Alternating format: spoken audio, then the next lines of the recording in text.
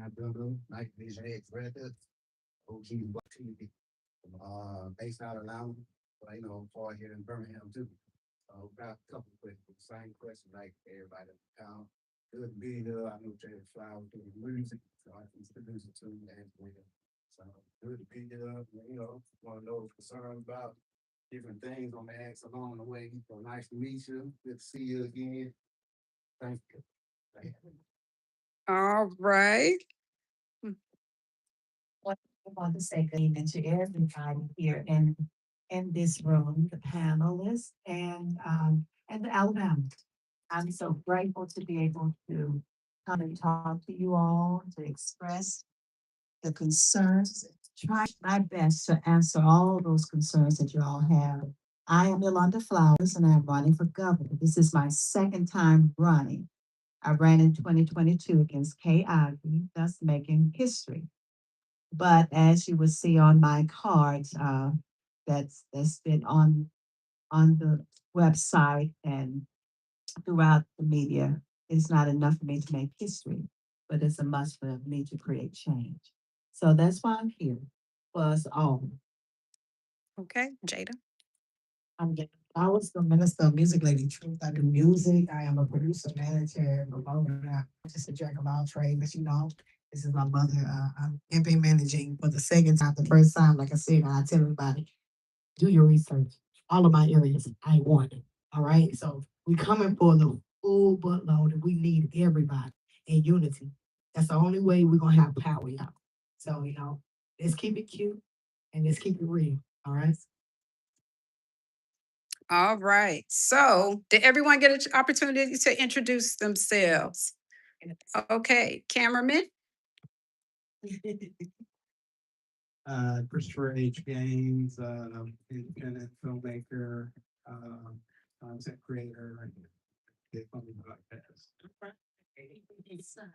Welcome, everyone. I think I'm going to switch mics with you because your mic is low. Pass me that mic. Okay, thank you. And I was all right. So we're going to have Vicky start with the first question. Thank you again for this opportunity. What changes do you believe are necessary to strengthen public education in Alabama? The changes, as I have, thank you for that question, Ms. Vicky. I appreciate it. The changes that I want to make, first of all, is to let you all know how important public education is and where we come in and play a part. We look at the word public, that means us, right? We pay our taxes. But what we are undergoing now is that our story, our history is being erased. Where once, when I was a little girl, we could learn some of the basic individuals, that were instrumental in Black history, that was instrumental in the world's history or American history. But in terms of us, it's been taken out. So my thing is I want to put that in, and not just once a month or once a year, but throughout the year. And also with the public education, I would love to have, and this is what I'm putting forth, this program that I want to uh, propose called looping. Looping consists of the teacher coming into the parents or the family, introducing themselves to the child and the family upon that child's entering school. Now, the purpose of that is so that the parents will know who the teacher is. The teacher will understand the environment that the child is being raised in. Okay. And if there are any biases, we will know. We will know. Now, how will we know about that? Before the teacher becomes active in school, I propose a psychological evaluations for all teachers, even if you're in the program to become a teacher. The reason being, I mentioned the word bias. I don't want the child to feel some kind of way because the teacher cannot teach a Black child or a white child. We don't want any racism. We don't want any discriminations.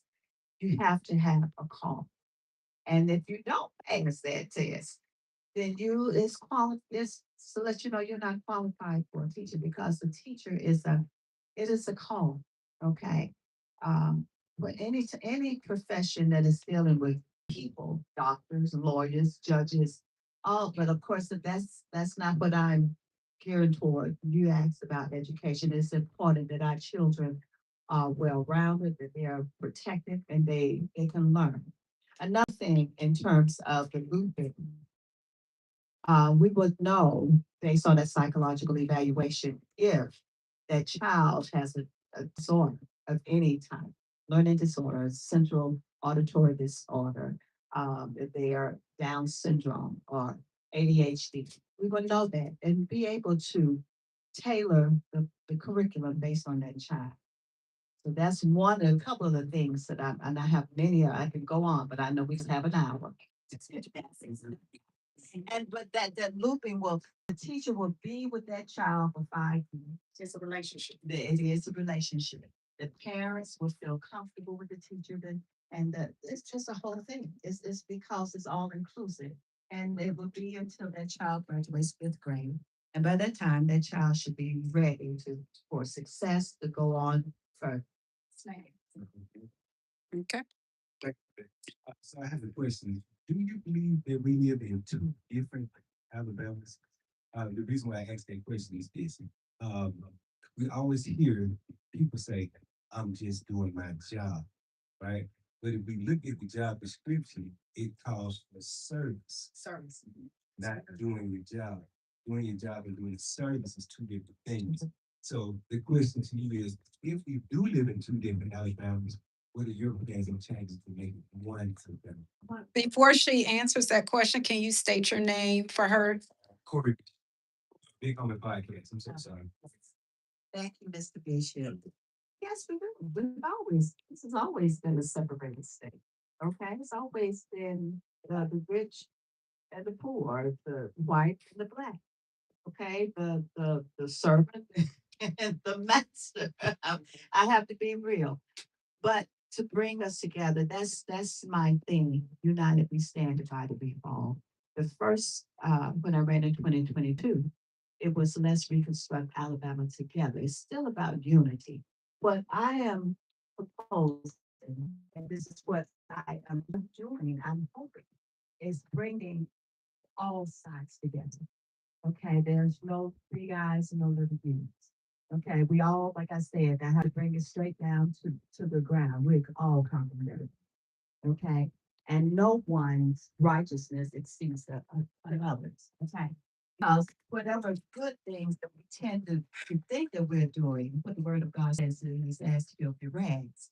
So once I can get this to all of us to let us know that we're all in this ship together. Either we can work together or we will sink together. So, and that's what I stated when I ran in 2022, and I'm still holding fast to this. So that's what I plan to do. Whether people accept it, that's left up to them. But it's so much better for us to come together and be in agreement and work together and build a better state. Yes, sir. Um, On my podcast. And my question comes to you is, how do you plan to enhance public transportation opposite make community more easier to transport each state? Throughout the state. Yeah, that is a good question. That is an awesome problem. Transportation in the rural areas is the problem. Mostly here in the Right. metropolises, we have that transit. Okay, we have that transit. Now I know some of the candidates have been talking about um, uh, high speed rail, but it's going from Birmingham to like Mobile. When I ran in 2022, I was pushing for the high speed rails to not just connect us from city to city, but to connect us from state to state. Being from taking I-20, and I'm using this plan based on Richard Finley. Okay, this is a brother.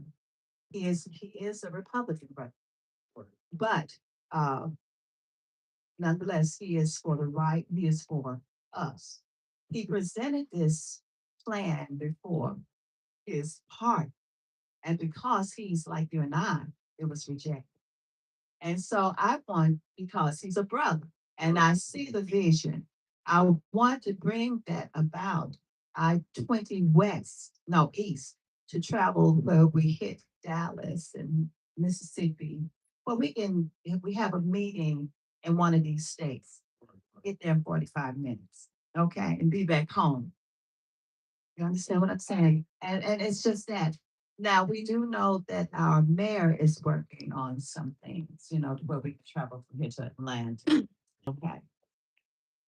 And we are doing that now, but this is something that's on the table. But my thing is this: we need to get with the man who has proposed this, who has written up the plan. He doesn't need, now I'm talking about our mayor. He does not need to go and try to find another way when we already have a plan that will work.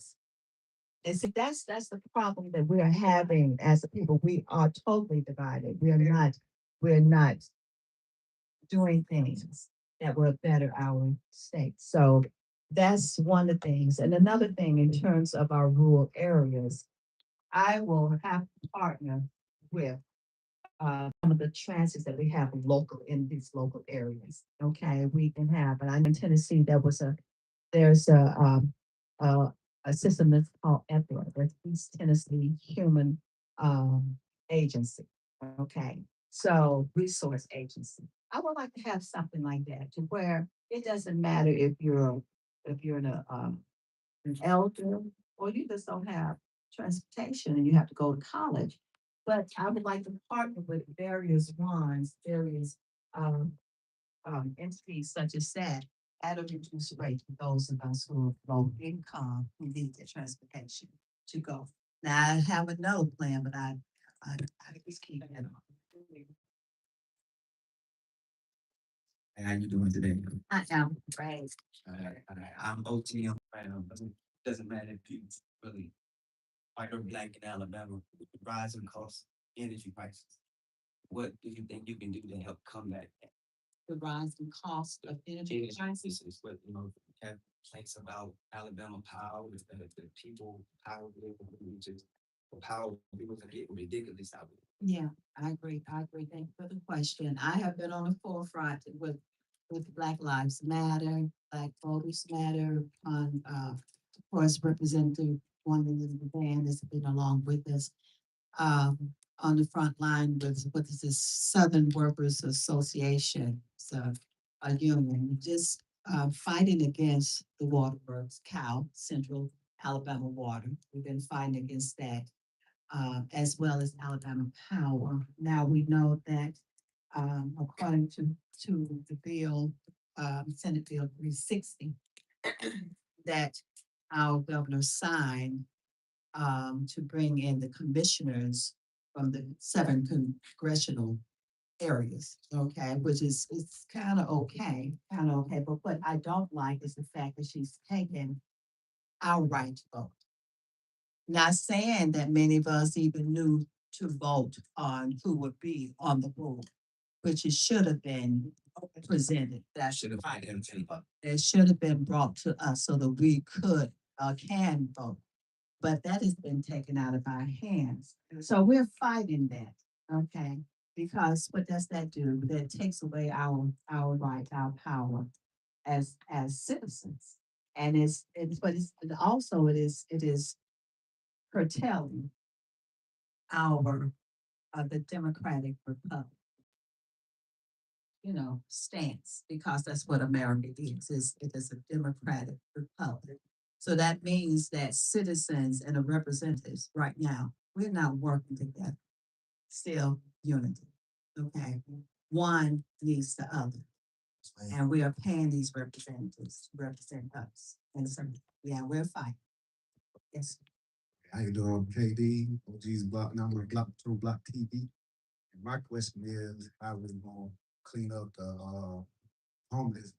Like better programs for them, get them out the street, but they have like place to live and other stuff like shelter for them, stuff like that. I mean, how to clean that. Well, we do have some shelters here in Birmingham, but these shelters are put on like a little parking lot that is surrounded by fencing, and these are brought out at certain times of, I guess, whatever is going on. But in terms of our homeless, we need to know why. You know, we have to know, well, what happened? Why are you homeless? We, as well as establishing, as my daughter said, she knows the platform pretty much, having a rehabilitation, not a, but several rehabilitation centers around. We So psychological evaluations, I have to stay on there because why? Because I worked as a vocational rehabilitation counselor for the state of Tennessee. And that was my job, just to evaluate them and to advocate for people who are homeless, people who are incarcerated, who have been incarcerated, so that they can get the services that they need, so that they can be acclimated back into society. These facilities, we know we have like the Dannon Project, we have, several little places, but these are entities who help our homeless. But it's still contingent upon whether they want to be reconstructed, okay? Taken out of that so that they can be free. So we have to see where they are psychologically wise, if they're able to maintain themselves, in a housing. I mean, even if it's just a room, are they able to do that? Do they feel closed in? And if they do, why? So all these services that will be right there in-house for our homeless citizens. Yeah. I hope I answered your question. That's what I want. You did. So, Miss Vicky, it's back on you. Okay, I'm beginning the Vicky study. What strategies would you support to crime while also addressing the root causes? The root causes. Ah, um, um, what I propose to do is, in all of these high crime areas, is to have cameras. Okay. You say, well, I mean, in high crime, it may not look like it is a high crime area, because we're looking at the demographics of things. Okay, yeah, and I'm skirting around, but I'm saying, I'm trying to, but anyway, we just need cameras everywhere. Here in Hoover and Homewood, Kingston, Fairfield, Midfield, everywhere. We need cameras. Um, and the root cause, it starts with family. Okay. So it's like what Brother Bishop said, that if the father is incarcerated, then the whole house, the whole family is incarcerated. So my thing is why? As governor, I mean, I'm noted to ask questions. I even got on my husband's nerves for asking questions. But my father always taught me this: if you don't ask, you won't know. So we have to see what is going on in that household. Now, going back to the looping, since our babies are so impressionable, having a teacher to come in and introducing herself to the family, that helps.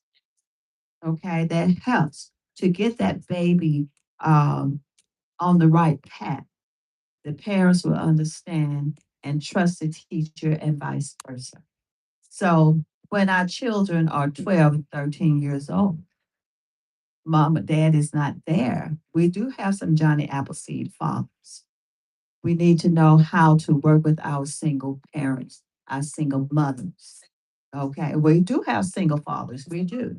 And we have to see what can we do. I have a young man that he was a co-worker with me when I worked uh, over at Miracle Academy.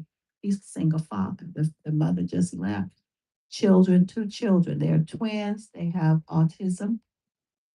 They're nonverbal. Okay.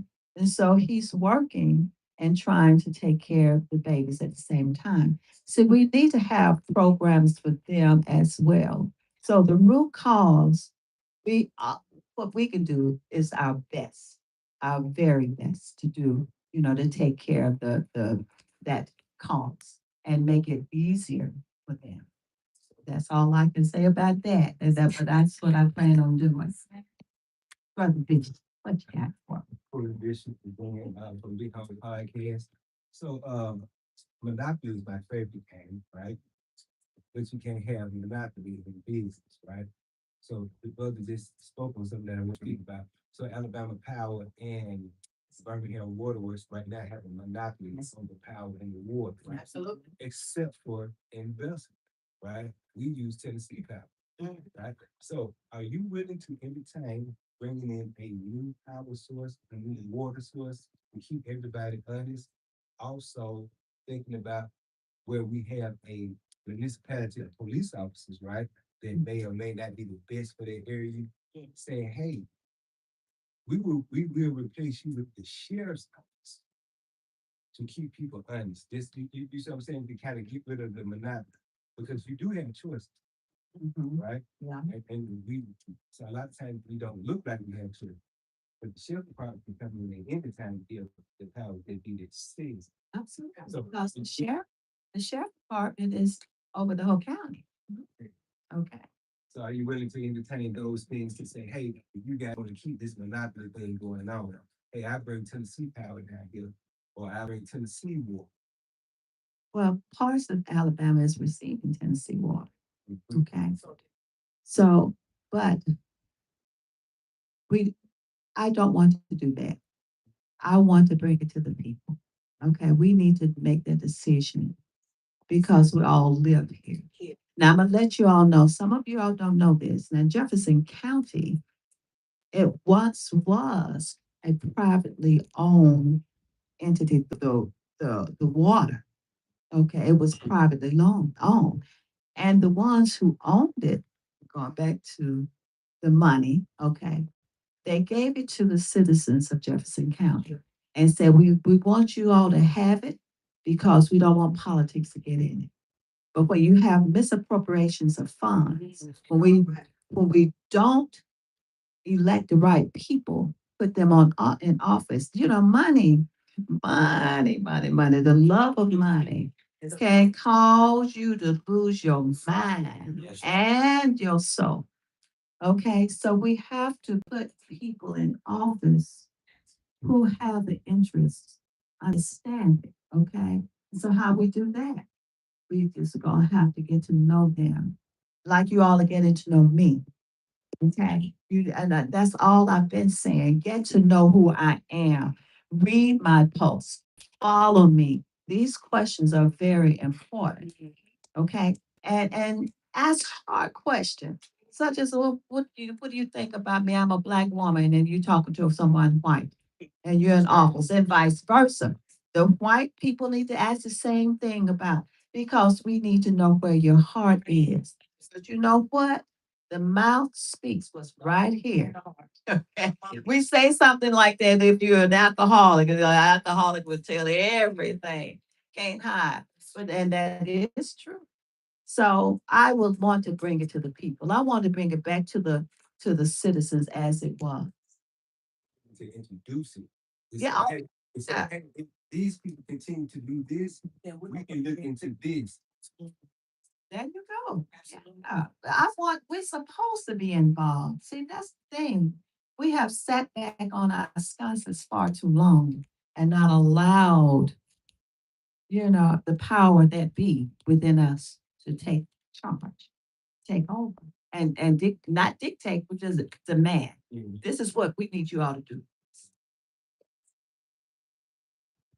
It's big home. I know we get on the concept, but I like it. If it's in your plan, it might not be in your plan. But I feel like is this a plan?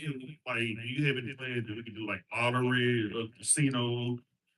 Cause I'm like, we running into other states and put money into the other state while our states living right there. That's And we still talking about we struggling on school, but just imagine playing this for the lottery. Now We're, we're losing billions. Yes, yes, yes. Now, I've been pushing for the lottery. I pushed for the lottery in 2022. What separates me from the other candidates in this regard is that we lived in Tennessee, I was a recipient of the lottery. Okay. I was able to, you said you too, see, was able to go to school for 2 years. Okay. I mean, 2 years. And the infrastructure, didn't have anything that's going on what is going on now. I mean, North Birmingham, poisonous water. Okay, because of the soil is contaminated and causing people to get sick. Here's one right here that suffered. My daughter, when she lived in North Birmingham, sick all the time. And to this very day, she still has stomach issues because of the water. And many people died from cancer. Okay. So it's not just here, it is in, I got work in Chambers County. We have contaminated water, wastewater in Mobile or Pritchard. So it's all around. So the lottery will help clean that. Okay. Of course, we have said ones that don't want to do that because, it goes back what you said, the monopoly. You got those who that 1-2% that controls the money, that's controlling a lot of the um, corporations here that don't want the best. But God knows every man has his day, every man has his time, and they're not going to live forever. So this is this time where we will be coming up, for that. Can I ask that real quick? With us knowing about how they don't bring in the lottery. In Ms. Flowers, we promote down these, how are we gonna have a control over what's being done here? We have these gang stations, right? Okay, why not allow all of us to be able to get a hold of a gambling station and utilize that big money, right? So in order for us to do that, we also have to take a stipend of that to go towards the children, okay, for school, things of that nature. So if we can't get that money, then what we're proposing is to be able to have gaming stations throughout Alabama, so we can keep in-house money. Have our people not impoverished, but we can stay in-house instead of going out of state, going to Atlanta, going to Tennessee to do a scratch off. You see what I'm saying? So that's what we propose, and we cannot move it to what you call it to the Jetsons or the Jeffersons. We're gonna have to do what we can. The thing we do know as Black people, we know how to make it happen. We know how to nigger a little bit. You understand? So that's what it's gonna take. So I Take you out of vote. I'm sorry. I want to pause a little bit because we have new podcasters in the room. So I want you guys to take a moment to introduce yourself to Ms. Flowers. How we're rotating the questions, so each person is asking a question and we're circling back around. I think that we have reached. Is it you or OTM Black? So after OG Vendor goes, then we'll start on this side. Okay. So introduce yourself to Ms. Flowers. All right, I'm one of the CEOs of this house, Miss Fury.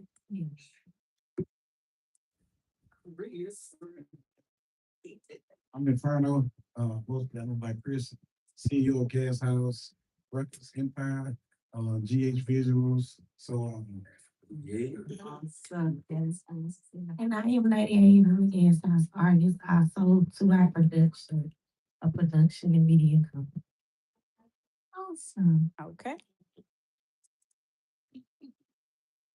Okay, next question. This is a question I think I've heard the answer to, but I really want to just reiterate on the board for people to hear and understand it. Like in today's environment, like everybody's divided and they feel like you have to belong to a certain party. You have to identify to a certain politics. How do you feel that you identify with the party being in the state that it's being now? And how do you feel that you identify in today's politics? Well, I'm gonna tell you this, I said it before. I am a bridge over troubled waters. Okay? This is my job to bring us together. I'm still on unity, okay? So although I may say I am, a Democrat and that's not, I'm not slighting that, okay? And I'm not gonna skimp on that because I understand what democracy means, okay? Not many who are Democrats, they call themselves a progressive or moderate or liberal, the blue dog or yellow dog, okay? But I am one who believes in our rights, everyone's rights. And no one has a right to encroach upon another person's right or usurp their authority on the person. So I understand democracy. So in order for us to come together, I have to be that bridge that bring us all together as we should be as one. So that's how I'm approaching that. That's a great answer. Thank you.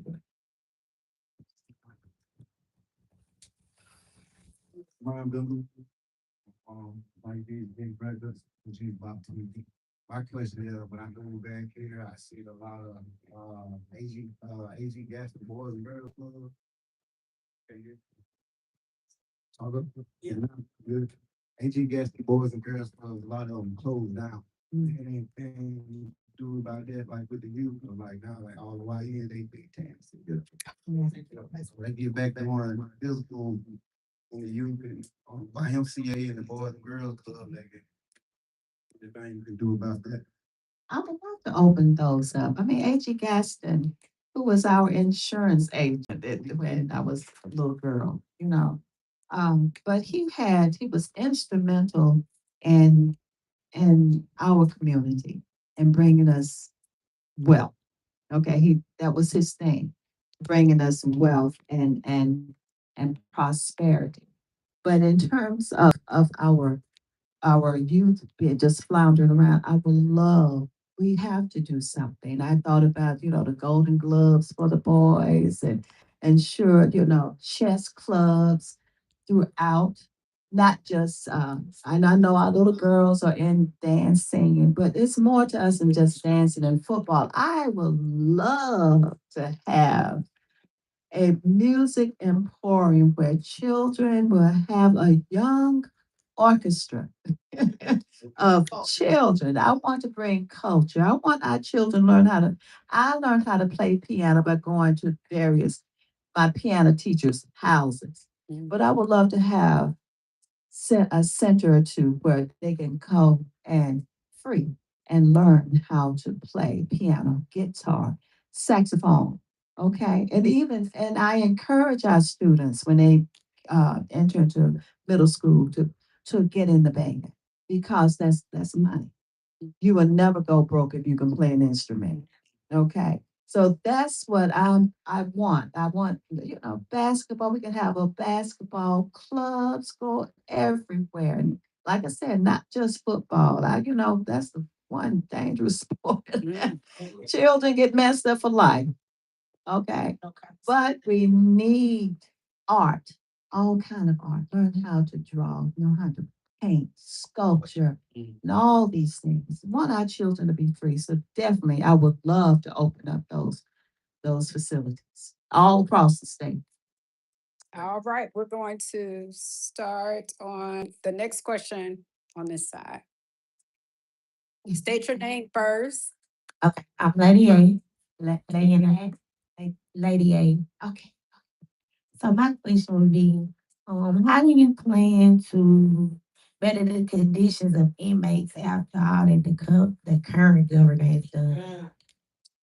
To better, well, I proposed to have built throughout the state, at least the four corners of the state, a place that is called the rehabilitation, not the restoration ranch. But and to get our people out, those who have gone before the pardon parole board time and time again have done everything that they're supposed to do, but yet they have not been released. I want them to be released. And they will go from the prison houses to this facility, okay? Which will be set up like a college. You're gonna have dormitories, you're gonna have my justice league there that will ensure that the residents will receive their medical attention, whether it's psychological or just physical. They will have housed a vocational rehabilitation counselor there. They will be instrumental in helping them find work. They can advocate for them. They will have social workers there so they can find housing and medicines, whatever else they may need, mental health care, whatever they would need once they leave the facility. This facility would be up to 6 months, maybe a year, if it all depends on how that inmate, that incarcerated citizen is, responding to that world, okay? Because, and as well, they will have received training, welding, auto mechanics, whatever they, nursing or cosmetology to get them ready. Okay, so by the time they finish the program, they should have them a house or an apartment. They should have them a job. They should have all the medical attention and everything set up for them. Okay, they should be able to have them a car because this is what the services will entail. Okay, so you're gonna have a medical doctor on staff and or medical staff doctors, whether they are psychiatrists or physical, you will have your nurses, you will have your social workers, your vocational rehabilitation, and you're going to have a lawyer because the lawyer needs to be able to work with them to get their record expunged. Okay, so that's my plan. That's my plan. Anything else? Yes, brother. State your name first and then. CEO gas I work. I got two questions to be honest. I don't do one. And then. And it's a good one. I would say the minimum wage in the state of Alabama. How can that be addressed? Right now, we have Senator Robert Stewart. He's from Selma, young man, he's put on the docket um, to be voted on for $10 an hour. It's not enough. It's not enough. What we need to know that is Alabama does not have a minimum wage law. We are under the federal wage law, which means it's going to take an act of Congress to pass that. Okay. So 725, that's why it's important for y'all to get with your congressman, whichever congressional district you're in, get with your representative and just say, hey, $7.25 is just enough to buy a gallon of milk. Okay, and really, and we need to be real about this. I mean, when you think about it, there's so many cities in Alabama that are impoverished. Okay, you have families in certain cities that are just the most they're making is $14,000 a year, and that's a fact.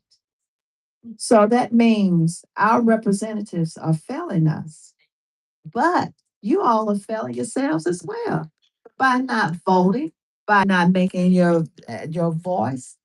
Okay, so I'm expecting come May 19th that you all come on and do what you need to do and vote. They're trying very hard. I mean, it was just put in the news today about the Supreme Court.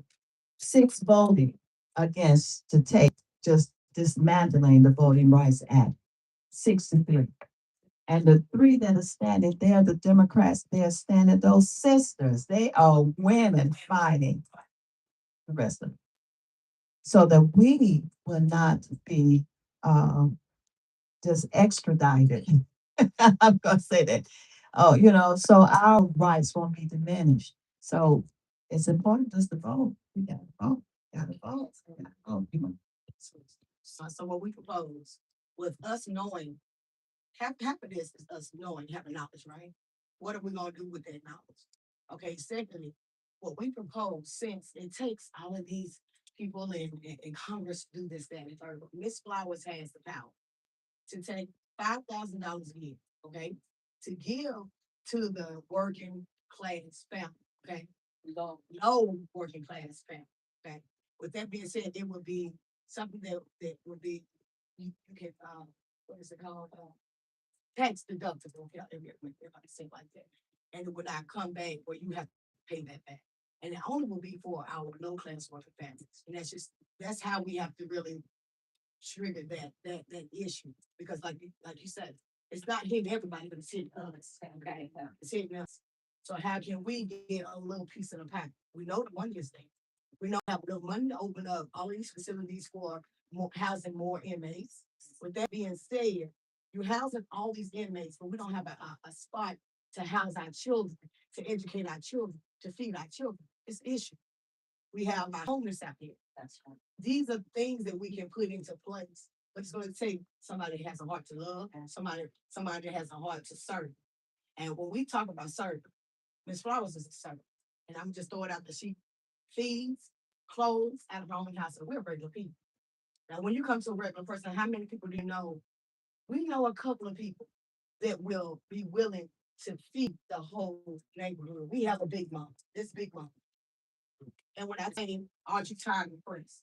Tired of placing money in office that would never know what you and I are going through. They would never come to our schools. She just read to Infant Village schools today. So the thing is, it's taking the time out. Although we have a race to run, it's bigger than just a race. It is a war. And so if it just takes one or two of us, he's saying one or two of us gather, what happens? He's in the business. He's in the business. So just like we didn't know how big this turnout was going to be, but this is one of the biggest turnouts that we have with podcasts. God knows exactly what he's going to do. You just got to figure out what side you're going to be on. And I tell you, get ready for May 19th. Victory for all those that have been shut, sick, and tired. We'll be at the front. And then, to be fair, what we're gonna do is allow them to have a second question, because you guys have. So, Ms. Fear, you could go, and then we'll circle back to Chris, and then you ask a question, your second question. Here, like I say, gas house, one of gas house CEO. And bank towards that we already know that minimum wage. So with that being said, with a lot of people still struggle to even rent homes, to make the have their kids in a safe environment. Like what could or could be in play or process for like the 3 times the rent when you're renting home. The fair housing. What I propose is to put a ceiling on that. That means that landlord cannot go above. Okay, we have to make it affordable for you all. And another thing, if you're seeking to buy, I've been addressing this redlining issue that has been around ever since we've been free. Okay, where it's been for the banks, what that means is the bankers who look at the color of your skin and charge you a higher interest rate or won't give you the loan based on the color of your skin. And that is real, whether you want a business or not. And I'm gonna share this with you real briefly. We were coming from Montgomery or somewhere, well, I don't know. But I was with my granddaughter and from Montgomery, and she had a blowout, just bought the car. So we had to call AAA. AAA came, sent someone. And this is a gentleman, young man, black guy, his own business. He asked the same question. What can you do for small black business owners? And this is one thing I told him. I asked him, I said, well, what kind of interest rate did you, and he said, well, I was denied. Okay. But he still was able to get it. See, that's the thing that I'm fighting against, okay? Because we need fairness. And I'm all about equity. Fairness is important. So that's what I would do. I will put a ceiling on that. Okay, special, and we will look at, and it will be based on your income. Okay, but we don't have to do, what is that thing called when you're on, don't have to worry about Section 8. Let's see, if you're on they're on, based on income. A lot of these entities, government entities, they're not going based on your actual income. Because the income consists of what you're taking out. You see what I'm saying? As well as, I don't care if it's gas, they don't consider that here. Where in Tennessee, they consider everything that's coming out of your pocket. See, that's the one sided thing here. Where it's like, okay, you're making 2,000 a month. They're looking at that, not realizing you gotta eat, you have children, you have insurance that it's mandatory to have insurance on the car. These things you cannot ride. So what we have to do is make sure that it's feasible for everybody. As far as doing it the right way, it won't be just one handed. So making it fair is the key. In other words, we don't have to leave out those who have the hand on their dark money. That's just what it is. Some people gonna lose their jobs this round down. You understand? But we have to do that in order to assure people that are like-minded, that are qualified for those positions, that know they can't place these different this different money, the money that is coming in from the government, because we all know they get it. What are they doing with it? They're not cleaning up the projects. We go to projects every day, and the same trash that's out there. If we don't pick it up, it won't get picked up. So we are dealing with now people that have their hand on what you call this dark money. And so yeah, they got to have us in have. We are simply a casualty to a trade. And now we want to do a little piece of the pie. 13 minutes. Lady Amy, so my question would be, how will we get the school systems out of being one of the worst in the nation? That is definitely a thing. With me transferring as a kid to Oklahoma and me testing higher than what I was supposed to be in a whole nother grade. We're one of the worst besides Mississippi to be in the nation. What are we gonna do about that? And I mentioned about looping earlier and looping. And I'm gonna explain that to you again. It's where the teacher will come and introduce whether your child is ready for, just entering into school or have already been in school, but you're new to the system, new to as your children, like you had mentioned. The teacher will be there to introduce themselves to you as the parent as well as the child come to your home. They need to know the environment so they know how to better address whatever issues. Also, parents, we have to understand that we have to play a part in this as well. Okay, we have to do our due diligence. And if the parent can't read, then we have a program. We will have a program to where the parent can learn, okay, can learn along with their child.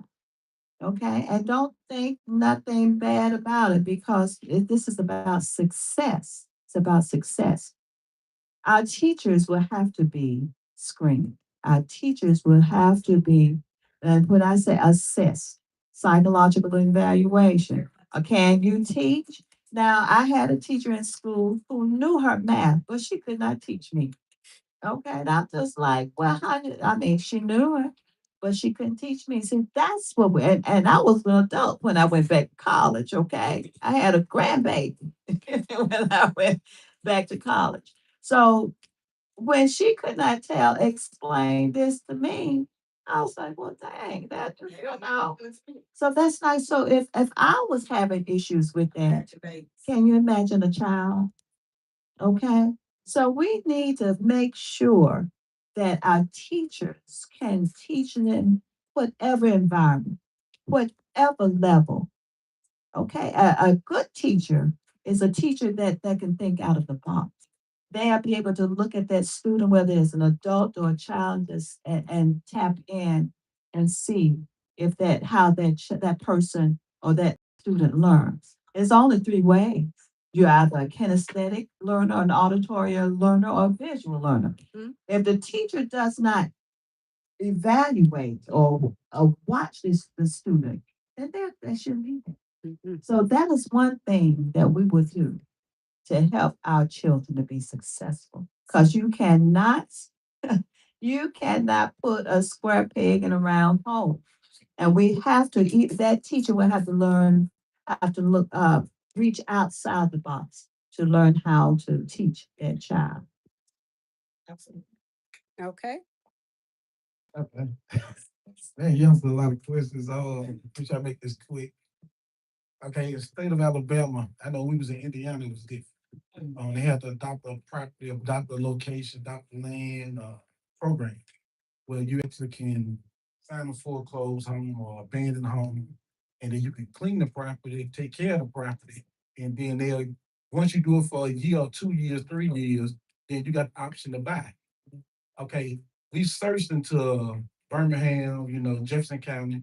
It's none. They got to adopt the property, but it is no benefits to the people who clean it. Right, right, through the land bank. And they're supposed to be, okay, that's supposed, The only place I found out do that is close to us is Irondale. Right. So that gets you a little heads up. Go down and just get all that stuff. so, Irondale is a different municipality than Birmingham. Yes. It's a different, the water's different. It's a They different just- municipality. So it does. So what was your question? The question is, what can we do about that? Yeah, what can we do to better the program that's in the state of Alabama for that? Well, we need to be straight because it's supposed to be that way. If you are taking over the cleanup of the property, so it won't be blight in your community. You see this property, you just like, I'm gonna cut this grass. After 2 years, you're supposed to be able to get it. But you have but there you go. We have to bring it to the forefront. We have to make them aware of it. You have to have receipts. Take your picture. That's right. When she said take your pictures, that's having your receipts.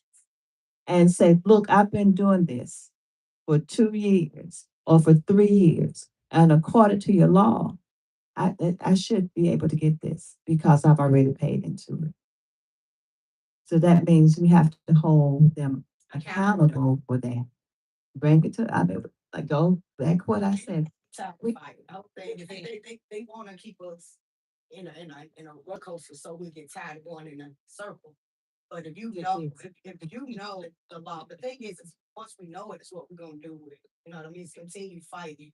Cause after a while, they get tired of, they gonna open up the door. I'm a firm believer in it. So, Okay, Fury. I gotta think hard on this one because I've actually heard all my Your answer. Okay, so we have 7 minutes, so we're gonna go to Vicky. speak. I am shifting my to more of healthcare because I am in the healthcare field. So what does it mean to you? No, excuse me. I was going to ask that question, but I decided to change it. So what does it mean to you to stand in this moment as a Black woman running for governor? What does it mean to me? Oh, it means a great deal. I'm happy to do it, but I'm also saddened. Okay, because I see a lot that of us. I'm not going to say mostly my generation. Okay, I guess we become tired and complacent, and therefore we have not been talking to you all. Okay, you all, the millennials and the Generation X's. We're not passing the torch and teaching you all about history. We want to hold on to our position. You're 80, 90 years old. When you just should have just been there for 20 years, okay? But I'm seeing complacency. I'm seeing lackadaisical, slothful behavior. And it feels as if, although I thank God that I'm fighting, but I get weary and I can hear the word of God saying, don't be weary in well doing, Yolanda. That's what he tells me. I was like, "But Lord, it's like I'm the whole way doing this. But that's how I feel. But I am glad that I was able to answer the call. I haven't, the assignment hasn't ended. That's why I've been running since 2022. I haven't just started like my opponents. They just, come in 6, 8 months ago. But I've been running since I hadn't started. So in educating and reaching people, connecting groups with other groups. That's what I've been doing. So I'm proud. Brother Bishop. So this kind so you're about to jump into a ocean. It's maybe one or two sharks of both. Then you got some other big fish in the ocean, right? Um, just listening to you talk and just being around and generation, it's a generational thing. Most of the people from your generation, very elite, really just easy going, right?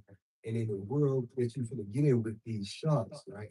How do you continue to have your voice heard? And I'm not being disrespectful. I know, I understand. Because if we can mix you and that young lady together, we have something. You see what I'm saying?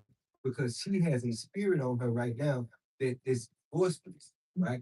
And you're gonna be into an ocean where which the loudest voice will be heard. Some of it is going to overtalk you every time you have opportunity. Think, Oh, yes, ma'am. Every time he has the opportunity. So What- and the reason why I'm saying this, right? If you watch the news or watch any of the Republicans do talking now, right? The interviewer is a very weak person and they tend to overtalk you, overtone. and that's their game thing. So how You can, know? what are you gonna do to defend it? Well, I have to shut them up. No, but just because, listen, just because I am, my daughter called me a quiet storm. Okay. She's forceful because I prayed over her to be forceful. I put something in her. Okay. And just because she's like that does not mean. See. Okay, I understand what you're saying, the sharks, but it's not like I haven't been in the waters. Look, I've fought demons. Okay. Now they don't understand about the spiritual war. I understand the spiritual war. Okay, and then I know spiritual wars, you don't fight carnally. Okay. The weapons of my warfare are not carnal, but they're powerful, they're spiritual for pulling down strongholds. Okay. So, how did God talk? I'm going to ask you this. How did he get Elijah's attention? Elijah, after doing all these excerpts and after doing all this miraculous things and calling out these false prophets, okay? And then God shows himself mighty and strong. And then when Jezebel comes and said, I'm going to kill you. Okay. And then all of a sudden, after he shows himself strong, doing all these exploits through the power of God, he going to take off running. He runs into a cave. Okay. While he's there, he, here, the winds are blowing, the storm and everything. He's in a cave. Okay. But what did the word of God say? He said, but God was not in. He was not in the winds and all. But while he's in hunkering in that cave, God speaks to him in a still small voice. And he asked him, Elijah, what you doing here? Just like I'm talking, why are you here? He said, she has killed all these prophets and the Lord, and doing all this. But did that change God's stance and the way he talked? No. That if God can calm the raging seas, and if he can calm down and tell these winds to stop blowing, don't you know Miss Flowers can do that? I'm not afraid of those men. So in other I know a woman that is running. Okay. in other words, if she's not afraid, are you afraid? You don't have to be afraid if she's not afraid. There you go. I haven't seen her not make me afraid. So to answer that question, if we didn't ask that question, you wouldn't I would still be afraid because everything that she gave us today was so very meat. Yes. You see what I'm saying? But it, No, but but also the word of God says, meet shall inherit. no, we have 1 minute. Now, now is the time. We have so we have to actually end now. Her time is up. We only got 1 minute to get out. But I passed out a few cards. I would like for you guys to take some with you so that you could pass them on to your friends and family. I don't have many, but if you guys would, I gave paper. I think put some on that side. But while she's doing it, I want to thank you all for the Yes. question. Thank you for That means that you care. I am so proud of you. You all are my children. I am so proud of you guys. I tell you, you just don't know. You just don't know. I thank God for you. I really do. Thank you for those questions. They weren't even hard enough. Okay, Tyler, they weren't hard enough. Thank you.